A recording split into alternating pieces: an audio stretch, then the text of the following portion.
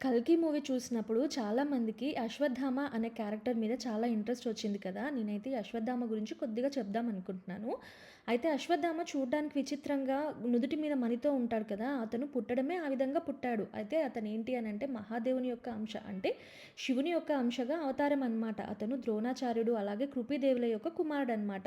ఆ మణి వల్ల ఏంటి అనంటే అతనికి ఎటువంటి అనారోగ్యాల బారిన పడడు. అలాగే జంతువుల బారి నుంచి కూడా కాపాడుకోగలుగుతాడనమాట. అయితే అతడు పుట్టిన వెంటనే అతని యొక్క ఏడుపన్నది మన గుర్రం సకిలిస్తే ఏ విధంగా ఉంటుందో అటువంటి అరుపుగా వినిపించిందంట. అందుకని అతనికి అశ్వత్థాముడు అని పేరు పెట్టారంట.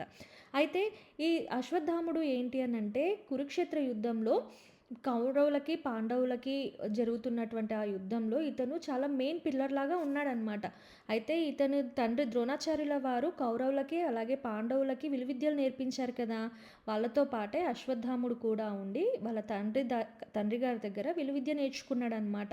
అయితే ఇతను చేసిన పనేంటి అనంటే కురుక్షేత్ర యుద్ధం చివరి సమయంలో పాండవుల యొక్క మొత్తం వినాశనాన్ని కోరుకొని చేయరాని తప్పు చేస్తాడు కదా! అందువల్ల శ్రీకృష్ణుడి చేత ఇతను శపించబడతాడనమాట. ఏమని? "నువ్వు జీవితాంతం జీవితాంతము అనంటే నువ్వు ఎల్లకాలం బ్రతికే ఉండాలి.